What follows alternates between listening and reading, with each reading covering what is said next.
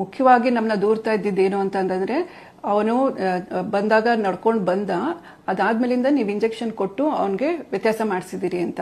But ಆ ಹುಡುಗ ತಲೆ ನೋವು ಅಂತ ಒತ್ತಡದಲ್ಲಿ ಬಂದು ಮಲಗಿ 5 ನಿಮಿಷದಲ್ಲಿ ಕನ್ವಲ್ಷನ್ಸ್ ಫಿಟ್ಸು ಥ್ರೋ ಮಾಡಕ್ ಶುರು ಮಾಡ್ದ.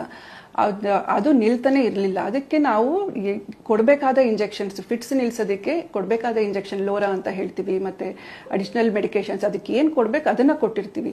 ಇಲ್ಲ ಅಂದ್ರೆ ಆ ಫಿಟ್ಸ್ ಬರ್ತಾ ಬರ್ತಾ ಆಸ್ಪಿರೇಟ್ ಆಗೋಗುತ್ತೆ, ಒಳಗಡೆದೆಲ್ಲ ಲಂಗ್ಸ್ಗೆಲ್ಲ ಊಟ ಮಾಡಿದ್ದೆಲ್ಲ ಹೊರಟೋಗ್ಬಿಡುತ್ತೆ, ತಲೆಯಲ್ಲಿ ನರಗಳು ಹೊಡ್ಕೊಂಡ್ಬಿಡುತ್ತೆ. ಸೊ ಫಿಟ್ಸ್ ಇಂದನೂ ಸಹ ತುಂಬಾ ಅಪಾಯ ಆಗ್ಬಿಡುತ್ತೆ, ಅದನ್ನ ನಿಲ್ಲಿಸಲೇಬೇಕಾಗುತ್ತೆ.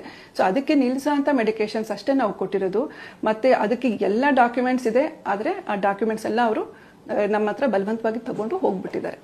ಹಾಸನ ನಗರದ ಪ್ರಸಿದ್ಧ SSM ಆಸ್ಪತ್ರೆಗೆ ದಾಖಲು ಮಾಡಲಾಗಿದ್ದ 24 ವರ್ಷದ ಧರಣೇಂದ್ರ ಎಂಬ ಯುವಕನೊಬ್ಬ ಕೆಲವೇ ಗಂಟೆಗಳಲ್ಲಿ ಮೃತಪಟ್ಟಿದ್ದನ್ನು ನೆಪ ಮಾಡಿಕೊಂಡು ಈ ಯುವಕನ ಕಡೆಯವರು ವೈದ್ಯರ ಮೇಲೆ ಗಲಾಟೆ ಮಾಡಿ ದಾಂಧಲೆ ಎಬ್ಬಿಸಿ ಹಣ ವಸೂಲಿ ಮಾಡಿಕೊಂಡು ಹೋದ ಘಟನೆ ಶುಕ್ರವಾರ ನಡೆಯಿತು.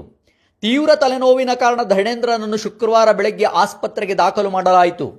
ಪರೀಕ್ಷೆ ಮಾಡಿ CT ಸ್ಕ್ಯಾನಿಂಗ್ ನಡೆಸಿದಾಗ ಮೆದುಳಿನಲ್ಲಿ ನೀರು ತುಂಬಿಕೊಂಡಿರುವುದು ಪತ್ತೆಯಾಯಿತು. ಧರಣೇಂದ್ರ ಪದೇ ಪದೇ ಪಿಟ್ಸ್ ಬರುತ್ತಿದ್ದ ಕಾರಣ ಅದರ ನಿಯಂತ್ರಣಕ್ಕೆ ಔಷಧಿ ನೀಡಲಾಯಿತು. ಮೆದುಳಿನ ನೀರು ತುಂಬಲು ಕಾರಣ ತಿಳಿಯಲು ವೈದ್ಯರು MRI ವರದಿ ತರಲು ರೋಗಿಯನ್ನು ಕಳಿಸಿದ್ದರು. MRI ವರದಿಯಲ್ಲಿ ಮೆದುಳಿನಲ್ಲಿ ದೊಡ್ಡ ಗಡ್ಡೆ ಇರುವುದು ಪತ್ತೆಯಾಗಿದೆ. ಇದು ಕ್ಯಾನ್ಸರ್ ಗಡ್ಡೆ ಎಂಬುದು ವೈದ್ಯರ ಊಹೆಯಾಗಿತ್ತು. ಮೆದುಳಿನ ಗಡ್ಡೆ ತೆಗೆಯಲು ತಮ್ಮ ಆಸ್ಪತ್ರೆಯಲ್ಲಿ ಸೌಲಭ್ಯ ಇಲ್ಲದ ಕಾರಣ ರೋಗಿಯನ್ನು ಬೆಂಗಳೂರಿಗೆ ಕರೆದುಕೊಂಡು ಹೋಗುವಂತೆ ವೈದ್ಯರು ಸಲಹೆ ನೀಡಿದರು.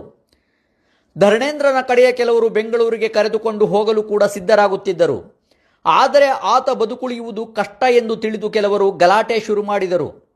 ಧರಣೇಂದ್ರ ಬರುವಾಗ ಚೆನ್ನಾಗಿಯೇ ಇದ್ದ, ನೀವೇ ಯಾವುದೋ ಇಂಜೆಕ್ಷನ್ ಕೊಟ್ಟು ಸಾಯುವಂತೆ ಮಾಡಿದ್ದೀರಿ ಎಂದು ವೈದ್ಯರ ವಿರುದ್ಧ ಗಂಭೀರ ಆರೋಪ ಶುರುವಾಯಿತು. ವೈದ್ಯರನ್ನು ಕೊಲ್ಲುವ ಬೆದರಿಕೆಯ ಮಾತುಗಳು ತೋರಿ ಬಂದವು. ಕೆಲವರು ಧರಣೇಂದ್ರನಿಗೆ ಚಿಕಿತ್ಸೆ ನೀಡಿದ ದಾಖಲೆ ಪತ್ರಗಳನ್ನು ಕಸಿದುಕೊಂಡು ಆಸ್ಪತ್ರೆಯ ಹೊರಗೆ ಅರಚಾಟ ಕಿರುಚಾಟ ಶುರುವಾಗಿ ಜೋರಾಗಿ ವೈದ್ಯರ ನಿಂದನೆ ಕೂಡ ಆಯಿತು.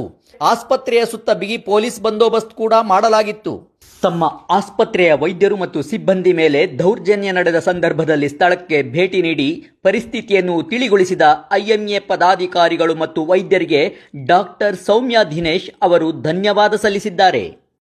ನಮಸ್ಕಾರ, ನಾನು ಡಾಕ್ಟರ್ ಸೌಮ್ಯ ದಿನೇಶ್, ಹಾಸನದ SSM ಆಸ್ಪತ್ರೆಯ ನಿರ್ದೇಶಕಿ.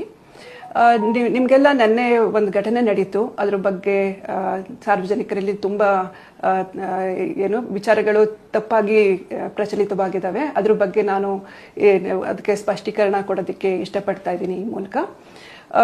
ನಿನ್ನೆ ನಮ್ಮ ಆಸ್ಪತ್ರೆಗೆ ಧರಣಿ ಅಂತ ಒಂದು 22 ವರ್ಷದ